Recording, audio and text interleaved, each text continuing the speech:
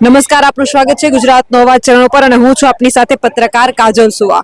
મોરબીના એ જેતપર ગામે ઉપસ્થિત છું અને આજે લગભગ 11 દિવસ જેટલો સમય થયો છે આંદોલનનો, ઉપવાસ આંદોલનનો. એમ છતાંય હજુ સુધી કોઈ જ નિર્ણય લેવામાં આવ્યો નથી.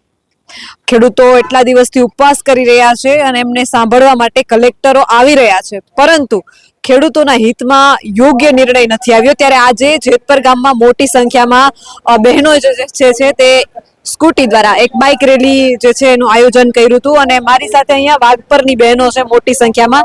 આપ જોઈ શકો છો. શું કામ આ લઈને ઊભું પડ્યું આજે? રોકાવા અડાણીને કેમ કેમ એવું? આમાં ન્યાય જોઈએ. શું ન્યાય જોઈએ છે? થાંભલા નો આવે, અમારે જમીન કપાય એમાં નો પોવાય ને. કેટલું જોઈએ અમારે? અમારે વત જોઈએ. કેટલું વળતર? અમારે 50 લાખ વીઘાના, તો ઈ પણ વત જોઈ ને.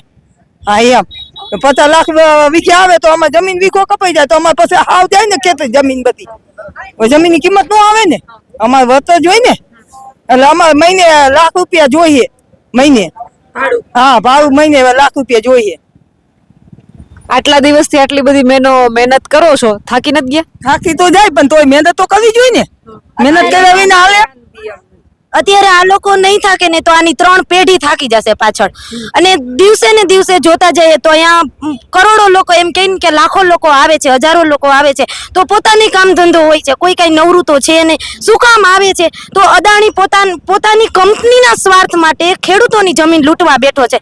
તો સૌપ્રથમ તો એને ખેડૂતોને સમર્થન આપવાનું હોય કે આ જગતનો તાત ખેડૂત અન્નમાંથી, મતલબ કણમાંથી મણ પેદા કરે છે અને અદાણી એ જ અન્ન ખાઈને મોટો થયો છે અને આજે એ જ તાત ઉપર આવીને અત્યાચાર કરે છે. આપણે જોયું કે ખેતરમાં બહેનોને બહુ બધા મતલબ લાઠીચાર્જ કરવામાં આવતો હતો. તો પહેલાના સમયમાં જ્યારે રાજાશાહી હતી ને તો એ બહેનોને અબડા માની અને પેલા આપણે કઈ બારવટિયા એ કોઈ દિવસ બેન ઉપર હાથ ન ઉપાડતો અને એની જગ્યાએ આ તાનાશાહીની સરકાર છે જે આજ સુધી અમે જોઈ નથી. હજુ મારા 25 વર્ષ 24 વર્ષની જિંદગીમાં મેં નથી જોયા એવા લોકોને અત્યારે અત્યાચાર સહન કરવા પડે છે. શું કામ? લોકશાહીમાં આવું સહન કરવું ને એ બહુ મોટી વાત છે. આજે આપણે એમ કહીએ કે બીજા દેશો આપણા કરતા આગળ છે અને ભારત આગળ નથી, તો એનું મેઇન કારણ એ જ છે. અને અંગ્રેજો એમનામ ભારતમાં આવી નહોતા ગયા.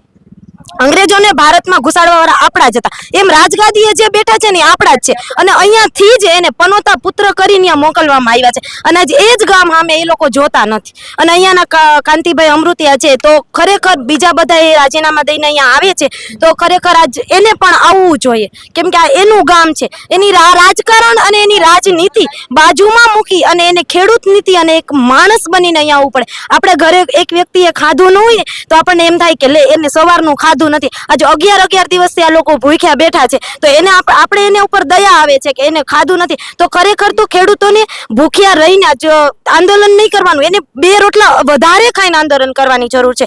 કારણ કે આ લડત છે ને એ બહુ લાંબી છે અને આ જે લોકો મતલબ ઉદ્યોગપતિઓ છે એ જમીન પચાવવા આવ્યા છે અને એની પોતાની કંપની છે. તો ખેડૂત શું કામ પોતાના ખેતર માટે હક ન માગે? અને આજે ખેડૂતો પોતાની એકતા બતાવી અને પોતે હક માગવા નીકળો છે તો એના સમર્થનમાં ખાલી ખેડૂતો જ આવે છે, કોઈ રાજકારણનો નેતા આવતો નથી. અને ખેડૂતોની કેટલી દાજ ચડી છે એમ કહી શકાય કે એને ના પાડી દીધી કે રાજકારણ જોતું જ નથી. અમારે કોઈ રાજનેતાને અહીંયા જોતો જ નથી. જેને અહીંયા આવવું હોય એ ખેડૂત બનીને આવે, માણસ બનીને આવે તો જ અમારે જોઈએ છે. અને અહીંયા ખેતરમાં આવીને થાંભલા ખોડી જાય છે. એના બાપની જમીન તો છે ને, જેના બાપની છે એને કરવા નથી દેતા. તો આજે મયુરભાઈ જેવા કોઈ દીકરા લડે છે તો એના એકાઉન્ટ બંધ કરવામાં આવે છે. તો આ કેટલી હદે યોગ્ય ગણાય?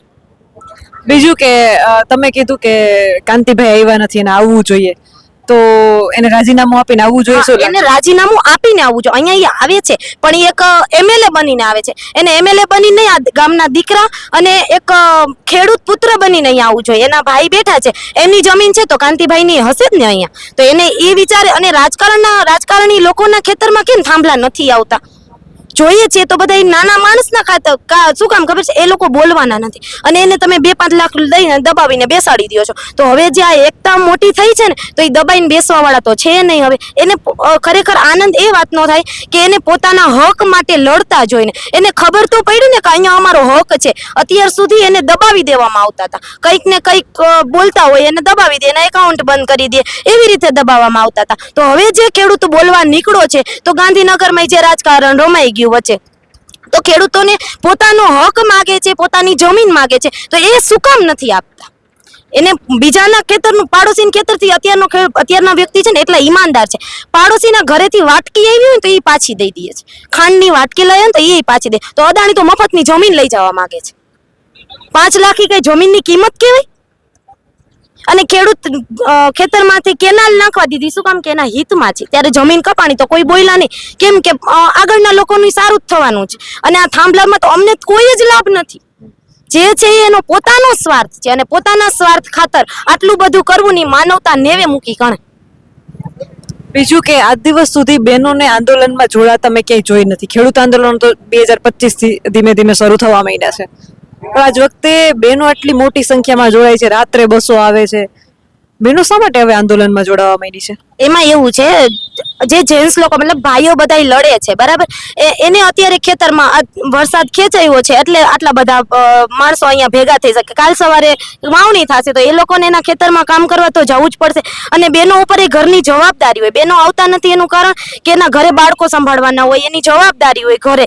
તો એ બધું એ પૂરું કરે કે આવા આંદોલન કરે. અને એને આવવું પડે છે, એને આવવું નથી આંદોલનમાં. કોઈ બહેનોને આવવું હોતું નથી, બધાને પોતાના ઘરે જ રહેવું હોય, પણ એને આવવું પડે છે. શું કરવાને કે ખેડૂત છે ને, ખેડૂત એની એકતા માટે કોઈ આટલા લોકો આજ ભેગા થયા તો અત્યાર સુધી કોઈ બોલવા માટે તૈયાર નહોતું. અને હવે જે બહેનો બધાને પોતાના હકની ખબર પડી છે. અને હું તો એવું કહું છું કે સંવિધાન આપણું છે ને બાબા સાહેબ આંબેડકર આપીને ગયા છે, તો એને છે ને દરેક વ્યક્તિએ વાંચવું જોઈએ, જેથી ફરજની તો બધાને ખબર પડે જ છે, સાથે સાથે પોતાના હક અને અધિકારની પણ પડે. બીજું કે કારાભાઈ જે રીતે ઉપવાસ ઉપર બેઠા છે, આ તમને રાજકારણ જેવું નથી લાગતું કે અંદર ખાને જ કંઈક રાજકારણ ચાલતું હોય? આમાં તો કઈ નક્કી ન કહી શકાય, કારણ કે આ બધાના પોતાના મનનો અલગ અભિપ્રાય તમારો હોય છે. શું અભિપ્રાય છે?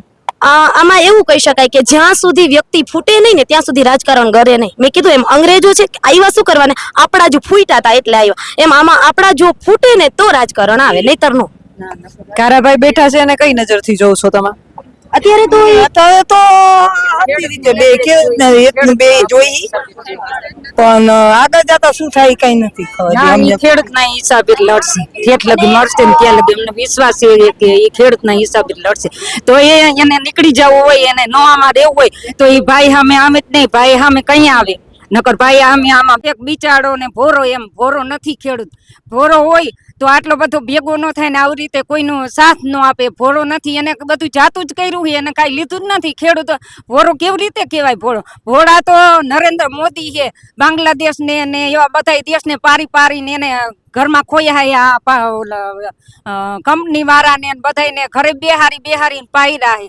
અને આ ખેડૂત હમું તો કાંઈ જોયું નથી. તો ખેડૂત ભોરો કે નરેન્દ્ર મોદી ભોળો બીજા ગામમાં જઈ જઈને ઓલા બીજા દેશમાં જઈ જઈને સેવા એવું કરે છે. અહીંથી પૈસા મોકલાવે ને પાણી મોકલાવે ને બધું, અને અહીંયા ઘરના છોકરા લોટ ચાટે અને અહીંયા લોટ વેચવા જાય એવું કરે છે આ નરેન્દ્ર મોદી. તો સરકાર ભોરો કે આ ખેડૂત ભોરા એમ.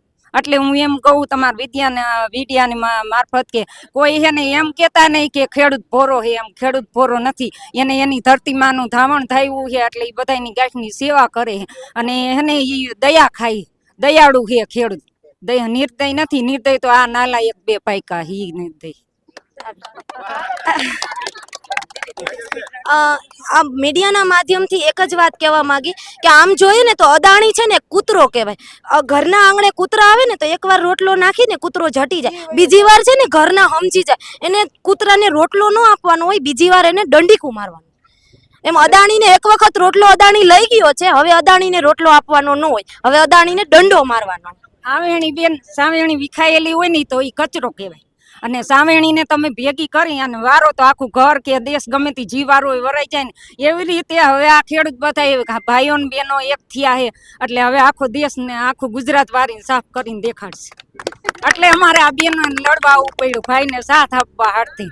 નકર કોઈ અહીં નવરું નથી. અમારે ન હોય, બાયડી છોકરા બધાને ભાઈ ને બહેનો બધાને હોય, ઘરનું કામે હોય. જે રીતે બેનો વાત કરી રહ્યા છે કે પરિવર્તનની જરૂર છે, લોકોએ જાગૃત થવાની જરૂર છે, આના વિશે તમારું શું કહેવું છે? તમારા મંતવ્ય કમેન્ટ કરીને જરૂરથી જણાવજો.